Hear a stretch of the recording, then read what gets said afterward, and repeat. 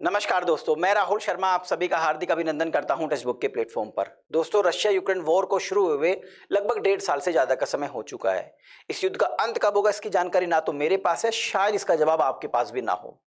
इस युद्ध में भारत ने काफी कुछ अर्जित किया, काफी कुछ फायदा उठाया। मैं ये नहीं कह रहा भारत ये नहीं चाहता कि इस युद्ध का अंत ना हो, लेकिन भारत ने इस विपत्ति में, इस संकट में भी काफी कुछ अर्जित कर लिया है।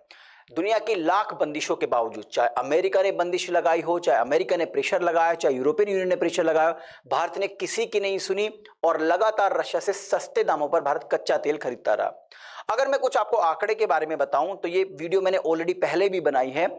भारत मई महीने में लगभग अपनी टोटल रिक्वायरमेंट का 42% कच्चा तेल रूस से खरीद रहा था। अभी भी लगभग इसी के आसपास का आंकड़ा है। अगर मैं मई महीने का आपको एक आंकड़ा दूं तो मई महीने में दोस्तों भारत ने पर डे रशिया से लगभग 20 लाख बैरल कच्चा तेल प्रतिदिन खरीदा है, जो बहुत ज्यादा था सऊदी अरब, यूएई और आपके अमेरिका के कंपैरिजन में।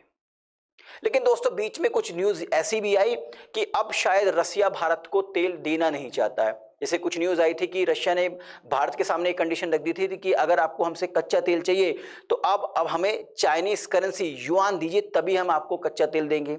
उसके अलावा डिस्काउंट बंद कर दिया था। तो जैसे ही रशिया ने कुछ इस तरीके की चाल चली, कोशिशें करी, तो भारत ने उससे संबंध तो खत्म नहीं किए, लेकिन हाँ दूसरे अपने रास्ते ढूंढने शुरू कर दिए। जैसे न्यूज आ भी रही थी कि भारत ने यूएई से भी बात की थी, इराक से भी बात की थी, ईरान से भी बात की थी, और ये देश तैयार भी हो रहे हैं कि हम आपको सस्ते दामों पर, डिस्काउंट पर कच्चा तेल देने को तैयार है। लेकिन भारत ने रशिया से संबंध नहीं खराब कर दिया, रशिया से अभी भी हम तेल खरीद रहे हैं। इस बीच में जो सऊदी अरब है, जिसकी ओपेक में काफी चलती है, वही ऑयल प्रोड्यूसिंग जो इकोनॉमीज हैं, कंट्रीज हैं, उसमें सऊदी अरब की काफी चलती है। तो सऊदी अरब को लगा कि भाई अब रशिया से भारत के संबंध धीरे धीरे खत्म हो रहे हैं, तो तेल के लिए दोबारा हमारे पास ही आएगा घूम फिर के। क्योंकि मैं आपको बता दूं दोस्तों, रशिया से पहले भारत काफी मात्रा में तेल सऊदी अरब से खरीद रहा था, सऊदी अरब और अमेरिका से। तो सऊदी अरब को लगा कि अभी वापस आएगा, क्योंकि इसके पास अब ऑप्शन बचा ही नहीं है, रशिया इसको डिस्काउंट दे नहीं रहा है, तो एक काम करते हैं, अपना प्रोडक्शन कम कर देते हैं। मैं आपको बता दूं दोस्तों, ये जितनी भी ओपेक कंट्रीज हैं, इनमें खासकर सऊदी अरब, ये इसका एक ही पॉलिसी हमेशा से, जब भी ये देखता है कि दुनिया में तेल की रिक्वायरमेंट बढ़ रही है तो ये अपना प्रोडक्शन कम कर देता है, और प्रोडक्शन कम करके दुनिया को कहता है देखिए भाई तेल का उत्पादन हो नहीं रहा है, हमारे पास जो रिजर्व में तेल है वो आप तेल ले लीजिए, और लेकिन उसका थोड़ा कॉस्ट आपको ज्यादा देनी पड़ेगी। तो ये दिमाग इस्तेमाल किया किसने? सऊदी अरब ने, और सऊदी अरब की खासकर कंपनियों ने, कि भारत हमारे पास आएगा और सस्ते तेल मांगेगा हमसे और हम फिर भारी भरकम देंगे, तो उसने अपना प्रोडक्शन डाउन कर दिया। लेकिन दोस्तों भारत गया ही नहीं सऊदी अरब के पास। भारत ने रशिया से तेल खरीदना जारी रखा। बहुत ठीक है, हमें डिस्काउंट थोड़ा कम मिल रहा था, लेकिन हमने तेल अभी भी रशिया से खरीद रहे हैं। इसकी वजह से भारी भरकम नुकसान हो गया सऊदी अरब को। सऊदी अरब की जो तेल कंपनी, सबसे बड़ी जो तेल कंपनी, सरकारी तेल कंपनी, उसको उसके प्रॉफिट में लगभग 38% का नुकसान हुआ है। आइए इस न्यूज के बारे में आपको बताता हूं दोस्तों। देखिए, द वॉल स्ट्रीट जर्नल और सीएनबीसी ने इस न्यूज को जगह दी है। आपके जो अरामको जो कंपनी है, सरकारी कंपनी है सऊदी अरब की, उसके प्रॉफिट में काफी ज्यादा डिक्लाइन देखने को मिला है, लगभग 38% का। आइए इस न्यूज को थोड़ा मैं आपको डिटेल में समझाने की कोशिश करता हूं।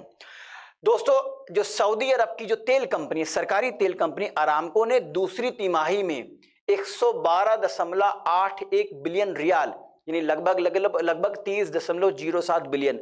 मैं आपको बता दूं दोस्तों, भारत का जो डिफेंस में, हमारा टोटल जो बजट का डिफेंस पे जो खर्चा होता है वो लगभग 70 बिलियन है। तो यानी कि 70 का, यानी हमारे जो डिफेंस पे खर्चा होता है उसका आधा, लगभग 30.7 बिलियन का नेट प्रॉफिट दर्ज किया दूसरी तिमाही में। ठीक है, जो पिछले साल की समान अवधि में, यानी कि सेम पीरियड में, लास्ट ईयर में दर्ज 48.4 बिलियन डॉलर से लगभग 38 से 40% कम है। यानी कि पिछले साल के मुकाबले अगर कंपैरिजन किया जाए तो उस कंपैरिजन में लगभग 38 से 40% का लॉस हुआ, प्रॉफिट में कमी आई। ये प्रॉफिट में कमी क्यों आई? क्योंकि इन्होंने अपने उत्पादन बंद कर दिया। इन्होंने सोचा भाई भारत हमारे पास आएगा। क्यों आएगा भाई भारत तुम्हारे पास?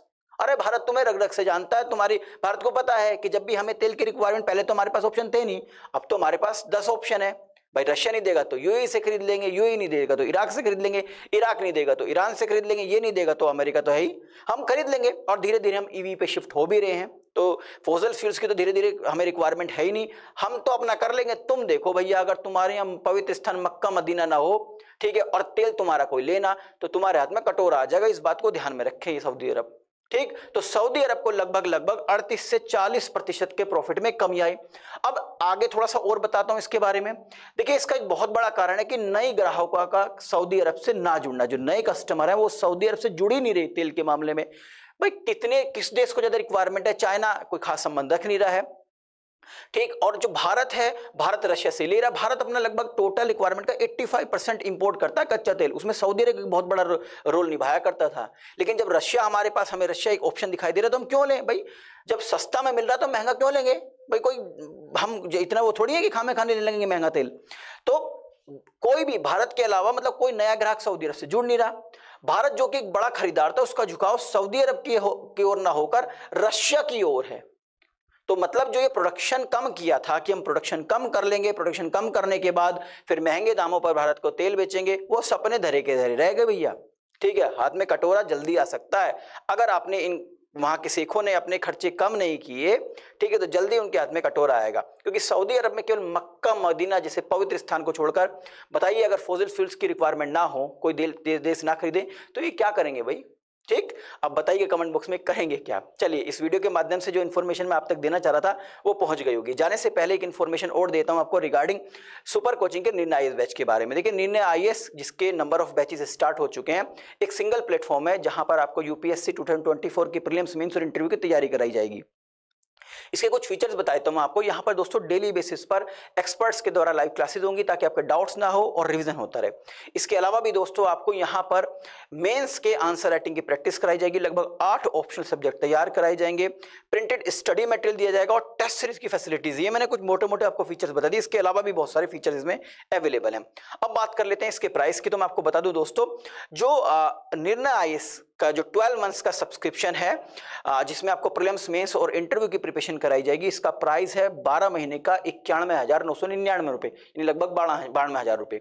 लेकिन अगर आप मेरा कूपन कोड आर शर्मा इस्तेमाल करते हैं तो आपको डिस्काउंट मिलेगा और आपकी फीस हो जाएगी 41,249 रुपए। यानी 41,249 रुपए में आप निर्णय आईएएस बैच का जो 12 मंथ्स का सब्सक्रिप्शन ले सकते हैं। अब आप सोच रहे होंगे सब्सक्रिप्शन लिया कैसे जाए, तो इस वीडियो का डिस्क्रिप्शन में जाइए, वहां पर एक लिंक दी गई है, उस लिंक पर क्लिक कीजिए, सिंपल से स्टेप्स को फॉलो कीजिए, मेरे कूपन कोड आर शर्मा का इस्तेमाल कीजिए और 41,249 रुपए में आप निर्णय आईएएस बैच का सब्सक्रिप्शन ले सकते हैं। तो आई थिंक इस वीडियो के माध्यम से जो इन्फॉर्मेशन मैं आप तक पहुंचाना चाह रहा था वो पहुंच गई होगी। जाने से पहले आप सभी से एक रिक्वेस्ट है दोस्तों, अगर अभी तक आपने हमारे चैनल को सब्सक्राइब नहीं किया है तो इस चैनल को सब्सक्राइब जरूर कीजिए, बेल आइकन को प्रेस करना ना भूलें ताकि जो भी मेरी वीडियोज आए उसका नोटिफिकेशन आप तक पहुंचता रहे। हाँ, अगर आपको वीडियो पसंद आई है तो इसको शेयर कीजिए, ठीक है, और अपने वैल्यूएबल कमेंट जरूर कमेंट बॉक्स में लिखिएगा। आप सभी का बहुत बहुत शुक्रिया। नमस्कार, जय हिंद।